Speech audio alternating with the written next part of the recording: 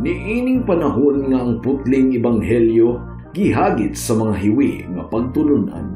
Kinahanglan mubarog ang mga tinunan ni Kristo sa pagpakigbisog sa paglaban sa pagtuo nga makausa ug alang sa tanang panahon gihatag sa Dios ngadto sa iyang katawhan. Maoy hinungdan nga namugna kining tulumanon ang putling ebanghelyo. 30 minutos nga pagsabwag sa tinuod nga ebanghelyo kauban ni Pastor Jeremias Hangad. Ang putling ebanghelyo tulumanon nga gihatod kaninyo sa Unidos Community Bible Fellowship sa Unidos Plaridel, Misamis Occidental. Ang putling ebanghelyo, ang putling ebanghelyo, ang putling ebanghelyo.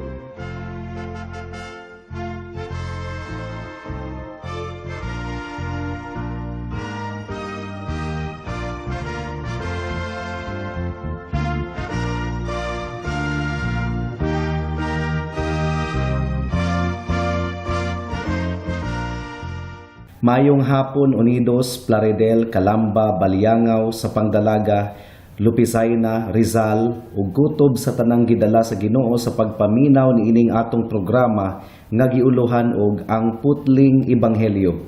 Sa makausapa kini ang inyong igsuon og higala sa kahanginan, si Pastor Jeremias Lauri Hangad sa Unidos Community Bible Fellowship. Dinuyugan sa iglesia nga nag-sponsor ni ining atong programa, ang Salitran Covenant Bible Church sa Barangay Salitran, Dakbayan sa Dasmariñas, Probinsya sa Cavite. Ang atong teksto ning takna sa kahaponon makita sa Mga Buhat Kapitulo 8, versikulo 9 hangtod sa 13. Ang giingon dire: Apan may usa ka tawo nga ginganlag Simon, nga kaniadto naghimog sa lamangka niadtong syudara ug nakapatingala sa mga Samarianhon. Nagpatuo siya nga gamhanan siya, ug ang tanang tawo sa syudad gikan sa tanang hutong sa katilingban mituo kaniya. Miingon sila, siya ang gahom sa Dios nga gitawag og ang dakong gahom. Ug kay sa dugay-dugayng panahon nakapahibulong man siya kanila pinaagi sa iyang salamangka, mituo sila kaniya. Apan sa dihang midawat na sila sa mensahe ni Felipe mahitungod sa maayong balita sa paghari sa Dios ug sa ngalan ni Hesukristo, sila mga lalaki ug babayi gibunyagan. Si Simon mismo mituo usab ug human siya bunyagi, nag-uban-uban siya ni Felipe ug natingala siya sa pagkakita niya sa dagkong mga milagro ug mga katingalahang buhat. Atong ilailahon ang mga Samarianhon sa atong introduction karon, mga kahigalaan. Kinsa maning mga kaliwat sa Samarianhon? Mauni sila ang mga mistiso nga Hudiyo ug mistiso nga Hintil. Produkto ni sila sa mga Hudiyo nga nakigminyo sa mga Hintil. Ang ilang kaliwat gikaminusan kaayo sa mga Hudiyo. Giila sila nga mga hugaw ug mga kaaway sa Dios. Kung mistiso ang ilang dugo, mistiso usab ang ilang relihiyon. Naa sa tunga-tunga sa relihiyon sa mga Hudiyo ug relihiyon sa mga pagano. For instance, gitahod pud nila ang mga libro ni Moises sa Biblia nga mao ang Genesis, Exodus, Leviticus, Numbers ug Deuteronomio. Naglaom usab sila sa pag-abot sa Mesiyas nga ilang gituuhan nga usa ka bantugan nga propeta. Apan bisan pa sa ilahang pagrespetar kang Moises, giisip gihapon sila sa mga Israelita nga mga lahing kaliwat susama sa mga Hintil nga naa sa gawas sa katilingban nga kabahin sa pagpakigsaad sa Dios. Apan niadtong mianhi si Jesus dinhi sa kalibutan, iyang giabot sa iyang kaluoy ang Samarianhon nga sanglahon. Ug iya kining gilimpyuhan sumala sa nahasulat sa Lucas Kapitulo 17, versikulo 16. Gitanyagan usab niya ang babayeng Samarianhon sa mensahe mahitungod sa iyang kaugalingon, ingon nga tubig or buhing tubig nga makatagbaw sa bisan kinsang muinom kaniya pinaagi sa pagtuo, sumala sa nahasulat sa Juan Kapitulo 4, versikulo 7 hangtod sa 10. Sama sa giingon ko na kaganina, saksak sinagol pod ang tinuuhan sa mga Samarianhon. Adunay mga elemento sa daang tugon sa Biblia, apan aduna po'y elemento sa mga paganong tinuuhan. Mao nga niadtong syudara, usa ka salamangkiro or magikiro nga ginganlag Simon, nga dugay nang nagmugna og mga magic, nakapahibulong sa mga lumulupyo sa ilang syudad. Mao nga giilan nila siya ingon nga bantugang gahom sa Dios. Sikat kaayo si Simon ingon nga religious leader sa syudad sa Samaria. Adunay duha lang kabahin ang atong pagpamalandong ning takna sa kahaponon. Una, unsa may ilhanan sa mga kulto nga grupo. Ikaduha, unsay ilhanan sa tinuod nga iglesia. Magampo una kita. Ginoo, salamat kaayo sa makausap pa sa higayon nga imong gihatag kanamo aron makapamalandong sa imong pulong. Ihatag kanamo ang grasya sa kalamdag sa hunahuna aron masabtan namo ang imong pulong ug ang grasya sa katakos aron makinabuhi namo ang imong pulong tungod ug alang kang Kristo nga among bugtong Dios ug manluluwas. Amen. Mudangat na kita sa unang punto. Unsa may ilhanan sa mga kulto nga grupo. Atong basahon ang bersikulo 9 hangtod sa 11. Ang giingon dire, apan may usa ka tawo nga ginganlag Simon nga kaniadto naghimog sa lamangka niadtong syudara ug nakapatingala sa mga Samarianhon. Nagpatuo siya nga gamhanan siya ug ang tanang tawo sa syudad gikan sa tanang hutong sa katilingban mituo kaniya. Miingon sila, siya ang gahom sa Dios nga gitawag og ang dakong gahom. Ug kay sa dugay-dugayng panahon nakapahibulong man siya kanila pinaagi sa iyang salamangka, mituo sila kaniya. Whether ang salamangka ni Simon hanas lang nga abilidad sa iyang mga kamot o tinuod gayod nga gahom gikan kang Satanas, kadtong mga salamangkaha dili alang sa kalingawan. Sumala sa mga ginahimo sa mga magikiro sa carnival. Ang tumong niadtong mga salamangka ni Simon mao nga aron himuon ang iyang kaugalingon ingon nga tinahod sa relihiyon.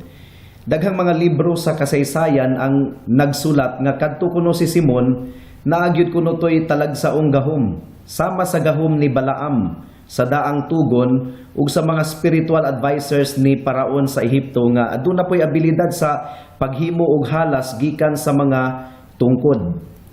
Ang salamangka ni Simon maoy hinungdan nganong giila siya didto sa Samaria ingon nga tinahod nga religious founder. Gihipnotize sa iyang mga pulong ug sa iyang mga salamangka ang mga hunahuna sa mga lumulupyo didto, yano man o inila. Mao nga gitawag siya og ang dakong gahom sa Dios. Makita nato diri mga kahigalaan ang pinakaunod sa kulto nga relihiyon. Ang kulto usa ka sistema sa relihiyosong debosyon o venerasyon ngadto sa usa ka tawo o butang. Ang mga tawo didto sa Samaria mihatag sa ilang relihiyosong debosyon o venerasyon dili ngadto sa Dios kundi ngadto sa salamangkero nga si Simon. Kinahanglan gayod nga magmanggialamon ug magmaigmat kita nga mo-detect sa mga kulto nga grupo aron dili kita mailad mga kahigalaan. Unsay ilhanan sa mga kulto nga grupo? Una sa tanan, ang kulto aduna po'y mensahe nga gimantala. Si Simon nagwali usab apan ang iyang mensahe dili mahitungod sa Ginoo kundi mahitungod sa iyang kaugalingon. Apan ang pangutana, giunsa man sa pagmantala ni Simon ang iyang kaugalingon? Ayaw kamo pagpalipat niini mga higala, importante gayud kaayo kini. Gimantala ni Simon ang iyang kaugalingon pinaagi sa paggamit pod og mga bersikulo sa Biblia. Ang atong teksto nagaingon nga giangkon ni Simon nga siya bantugan. Apan ang mga libro sa kasaysayan, partikularmente ang libro nga gisulat sa inila nga historian nga si Josephus, nagaingon nga giangkon ni Simon nga siya balaan pinasahi nga propeta ug iya pong giangkon nga siya ang Mesiyas. Tungod kay naglaom man usab ang mga Samarianhon sa pag-abot sa Mesiyas nga gisaad sa daang tugon. Paminawa ang hasulat sa Syriac version of Palestine history. Giangkon ni Simon nga siya ang bantugang tawo nga gitagna ni Moises ingon nga binhi sa babayi nga adunay katakos sa pagkapropeta. Mao kini ang hinungdan nganong makailad gayod ang mga kulto tungod kay mogamit man pud sila og mga bersikulo sa Biblia aron suportahan ang ilang claim. For example, si Apollo Kibuloy nga nag-claim nga siya kuno ang appointed son of God for the Gentiles. Mogamit pud siya og mga biblical languages dili aron ibayaw si Kristo kundili aron ipaila ang iyang kaugalingon nga bantugan. Baguhan pa lang gayod mga kahigalaan, nakigistorya kuno ang anghel kang Kibuloy. Akong i-play ang iyang wali aron dili nako magkapuliki og summarize. Paminawa ninyo kung giunsa niya pagamit pod ang mga bersikulo sa Biblia aron mabayaw ang iyang kaugalingon. June 17, the Father frankly told us, through the appointed Son's revelation that night, an angel visited me. For a long time, I've not been visited by angels. This night I was visited to dreams and vision. And he said, your name now is my name. Purely. That's the new name that he has revealed to the world. And he said, my son, you humbled yourself for 33 years. That's why I will give you a name which is above every name. He gave me his name, and he took my name as his new name.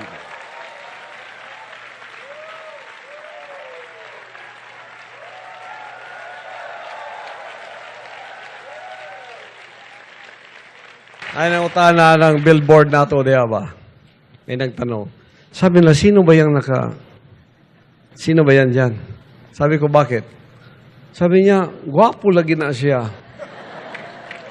Siyempre, gwapo kay nga no, gitagaan o gwapong pangalan.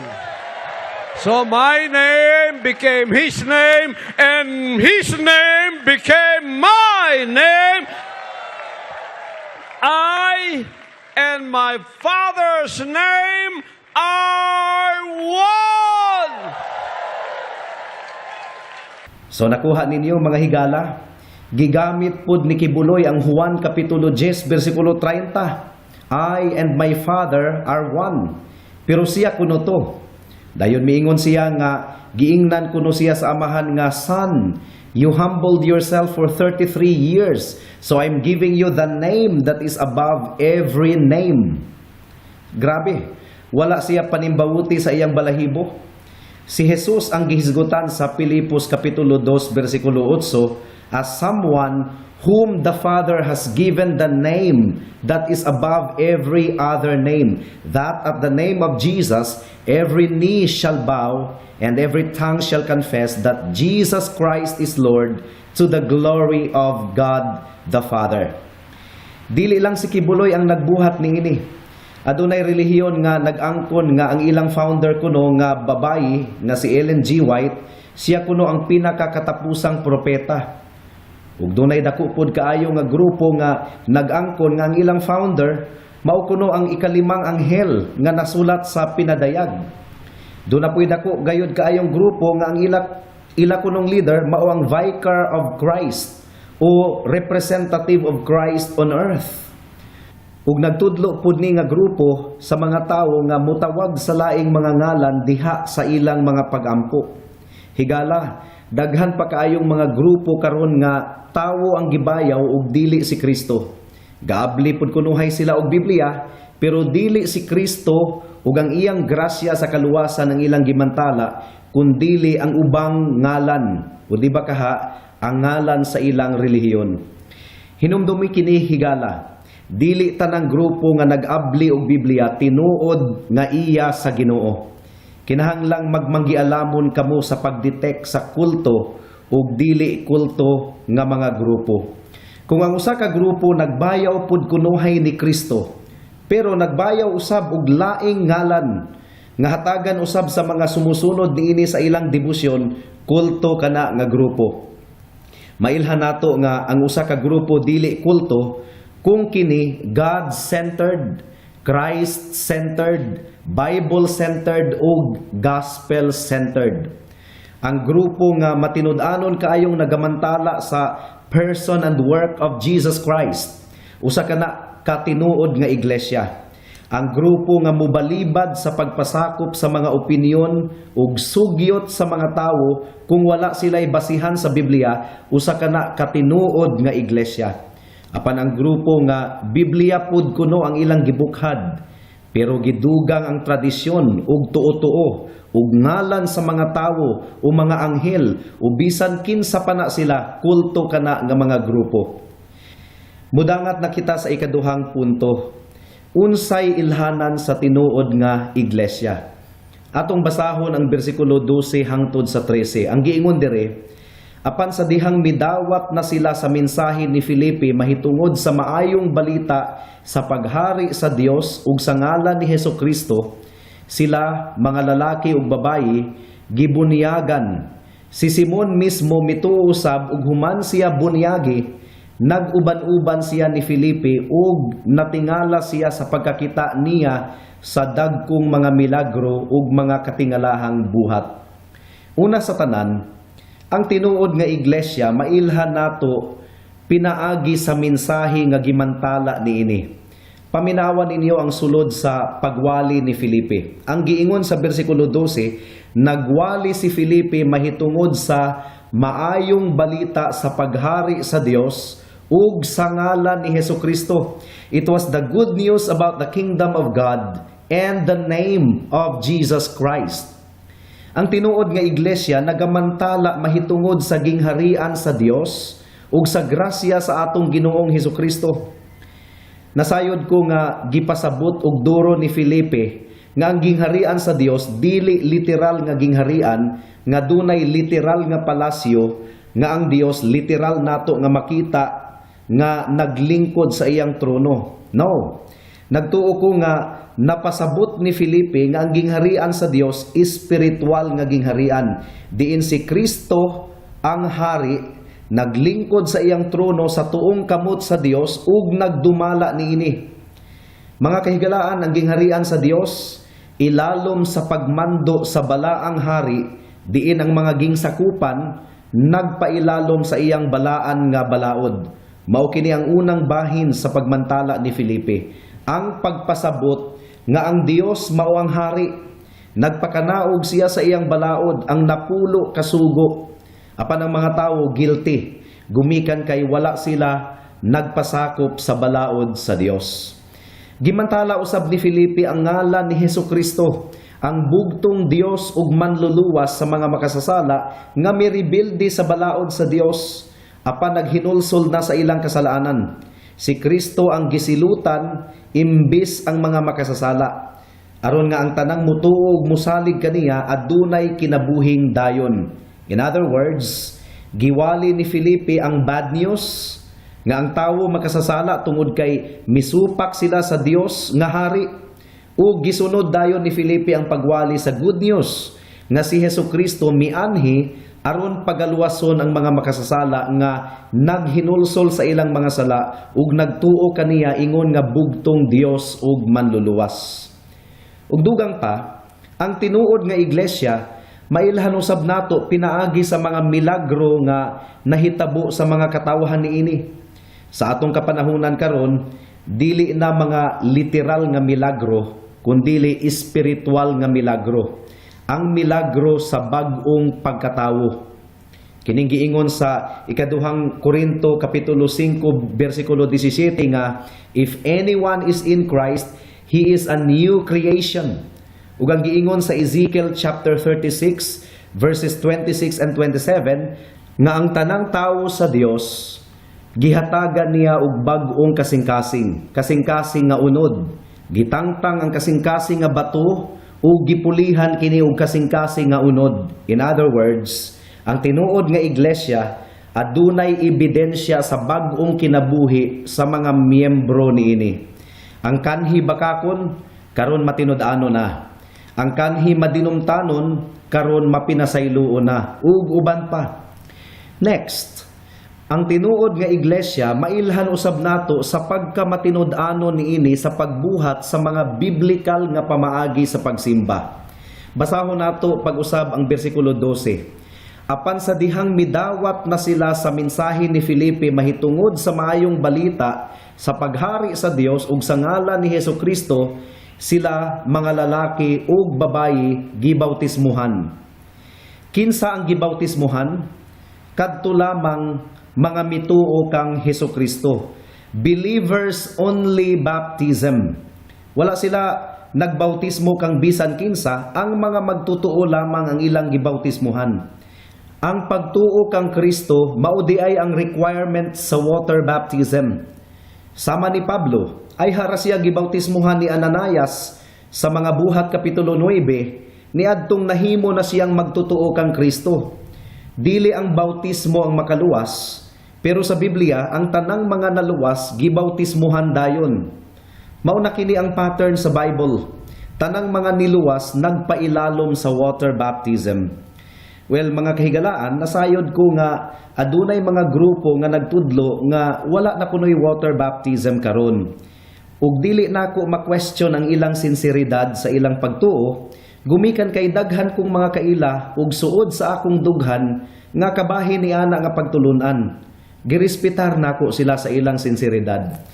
Pero bisan pa sa mga buhat kapitulo 9 nga gituuhan nila nga kapitulo diin official nga nagsugod ang dispensation of grace kuno, aduna gihapoy water baptism nga nahitabo. Si Apostol Pablo mismo ang na-record nga gibautismuhan sa Acts chapter 9 verse 18. Ang giingon diri, diha-diha nangahulog gikan sa mga mata ni Saulo ang murag mga himbis sa isda, ug nakakita siya pag-usab, unya mitindog siya ug nagpabautismo. So you see, bisan si Pablo nga kanhi Saulo ang ngalan, nagpabautismo human siya naluwas. Kung ginadili na sa iglesia ang water baptism, nauntay mabasa nato sa Biblia nga miingon si Pablo nga, uy, sipiat de itong gibuhat nako human sa akong kaluwasan. Ayaw ninyo kadto sunda kay wala nay water baptism karon. Wala kitay mabasa nga ingon niini nga gisulat ni Pablo. Tinuod nga miingon si Pablo sa unang Korinto kapitulo 1 bersikulo 17, ang giingon dire, tungod kay wala ako gipadala ni Kristo aron sa pagbautismo, kundili sa pagwali sa ebanghelyo. Kini mga kahigalaan tungod kay ang pagbautismo dili mao ang pinakakatungdanan ni Apostol Pablo. Though occasionally, nagbautismo pud siya sa pipila ka mga tawo, sama ni Crispus ug ni Gaius, sumala sa nahasulat sa unang Korinto kapitulo 1 bersikulo 15. Nagbautismo pud si Pablo. Pero ang pinakatulumanon niya, dili mao ang pagbautismo, kundili ang pagwali sa ebanghelyo. So masabta nato nga ang pagbautismo tahas kana sa mga pastor. Pero isip apostol nga kanunay nagbiyahe bisag asang dapit, dili main business ni Pablo ang pagbautismo. Gawas pa, gilikayan ni Pablo ang posibleng pagkabahin-bahin sa iglesia nga mahitabo kung magbautismo siya. Kay basin og manghinambog ang mga tao nga, si Pablo gyon ang nagbautismo kanamo.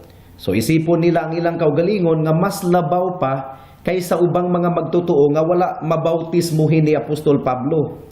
Ang pagkabahin-bahin sa iglesia ang isyo nga gidil ni Pablo sa 1 Corinthians chapter 1 verses 15 hangtod sa 17. Mao kadto ang nahitabo sa iglesia didto sa Corinto nga murag nagpalabuanay ang mga tao. Ako kang Pablo ko, ako kang Pedro ko, ako kang Apolos ko. Mao nga nagpasalamat si Pablo nga duhara ang iyang nabautismuhan didto sa Corinto, si Crispus lang ug si Gaius. Kay basin kuno og manghinambog ang mga Kristohanon nga, labaw gyud mi kay si Pablo nagud ang nagbautismo kanamo. Kadto ang gilikayan ni Pablo. Pero nungka nga iyang giingon nga wala nay water baptism. Gani, iyang gipasabot ang lawom nga kahulugan sa water baptism sa Roma Kapitulo 6. Ingon nga simbolo sa atong kamatayon sa kasalanan ug paglubong kauban kang Kristo ug pagkabanhaw pag-usab sa bag-ong kinabuhi diha kang Kristo. Mao kini ang pattern sa New Testament Church. Faith in the Lord Jesus Christ first, then baptism next. Unfortunately, kini nga pattern wala na gisunod sa daghang mga iglesia karon. Basta-basta na lang sila nga mubautismo og mga tawo. Bisag wala pa nila ma-interview kung tinuod na ba nga luwas ug magtotoo kadtong ilang gipang bautismuhan. Dili na nato ikakurat kung ang resulta niini daghang mga kanding ang mga nangadugang sa church membership, mga kanding ug dili tinuod nga mga karnero ni Kristo. Tungod kay nagpataka lang man og bautismo ang mga churches karon. Bisag wala pa masiguro kung tinuod na bagayod nga Kristohanon ang ilang gibautismuhan. Kinahanglan nga careful ang mga churches sa pag-administer sa water baptism. Kinahanglang makita gayod sa pagabautismuhan nga namunga ang ebanghelyo sa iyang kinabuhi. Kinahanglang makita ang kabag-uhan o pagkabalaan. Pero bisan pa og unsa ka careful ang mga pastors sa pagbautismo sa mga tawo, dili gihapon nato malikayan nga dunay makalusot nga mini nga magtotoo. Atong basahon ang bersikulo 13. Si Simon mismo mituo usab ug human siya bautismohi, nag-uban-uban siya ni Filipe ug natingala siya sa pagkakita niya sa dagkong mga milagro ug mga katingalahang buhat. Nakalusot si Simon, mga kahigalaan. Nagtuo si Filipe nga nahimong tinuod nga magtutuo si Simon. Sa gawas nung pagtanaw, makadasig ang nahitabo ni Simon. Gumikan kay nahimo siyang sumusunod kang Filipe. Apan atong masayran sa mga musunod nga bersikulo nga mini di ay ang pagkakabig ni Simon. Nakalusot lang di ay siya. Makita nato diri ang realidad sa tinuod nga iglesia. Gumikan kay ang mga pastor dili man propeta ug dili Dios nga adunay katakos sa pagbasa sa sulod sa kasing-kasing sa tawo, posible nga dili nila ma-detect ang mga mini nga mga converts nga gustong magpamiyembro sa iglesia. Gani si Filipe nga dinihugan na sa balaang espiritu, wala gihapon makadetect nga mini di ay nga magtutuo si Simon. Kini nga realidad maoy hinungdan nganong dunay church discipline. Alang kini sa mga posible nga mini nga Kristohanon nga nakalusot lang sa church membership interview. Anyway, church discipline is another big topic nga hopefully matun-an pod nato dinhi sa kahanginan. Alang sa mga churches nga gustong makakaton paniini nga subject on church discipline, just text me. And I am willing to visit your church for a conference on this subject. Mudangat na kita sa aplikasyon. Makita nato niini nga punto sa atong pagtuon ang gahom sa ebanghelyo. Bisan pa sa dako kaayong impluwensya ni Simon didto sa Samaria, for a long time, he was revered as a cultic religious leader there. Apan niadtong nakita sa mga tawo ang kalainan sa mensahe ni Simon ug sa wali ni Filipe, gitalikdan nila si Simon, miundang na sila sa pagtuo kaniya ug mibalhin na sila sa pagtuo sa ebanghelyo nga gimantala ni Filipe. Nahimo silang mga magtutuo kang Hesukristo. So makita nato kung unsa kakusgan ang balaang grasya sa Dios nga maoy nagluwas kanato pinaagi kang Hesukristo, ang Dios sa kamatuoran. Maoy hinungdan nganong madasigon kaming nagsibya dinhi sa kahanginan. Tungod kay nasayod kami nga dili makawang ang among pagmantala sa grasya sa Dios, pinaagi kang Hesukristo. Daghang mga bakak nga pagtulunan ang mikuyanap sa atong kapanahunan karon. Apan ang putling ebanghelyo ni Kristo adunay gahom sa paglupig niining tanan alang sa kahimayaan sa atong Ginoo. Alang sa mga higala nato nga dili pa magtutuo kang Kristo, wala mo makabantay nga mas makadani ang mga kulto nga pagtulunan.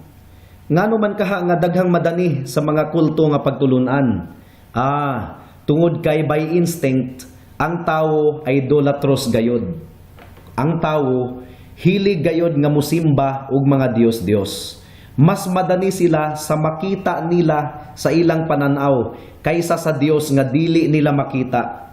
Mao nga imbis nga simbahon nila ang Dios nga dili makita, ilang ginasimba ang tawo, o bato, o ribulto, o anting-anting nga ilang makita. Apan ang tinuod nga magsisimba, matud pa sa Juan Kapitulo 4, versikulo 23 hangtod sa 24, mao ang pagsimba sa Dios diha sa Espiritu ug kamatuoran. Diha sa Espiritu, meaning to say, dili pinaagi sa makita sa atong mga mata, tungod kay ang Dios Espiritu man, dili nato makita. Mao nga ang giingon sa John chapter 4 verse 24, God is a spirit, and they that worship Him must worship Him in spirit and in truth. Hinulsuli ang imong mga sala higala, ug dangup kang Kristo, ang bugtong Dios ug manluluwas sa mga makasasala nga susama kanato. Amen. Hangtod din hilang kita taman sa atong pagtuon karong takna, tungod kay wala na kitay oras pa. Sa makausapa, giimbitar ko kamo sa pagtambong sa atong panimbahon ug mga adlawng Domingo, adlaw nga igpapahulay, alas 2 sa hapon sa panimalay ni Winstro Hangad sa Unidos. Daghang salamat.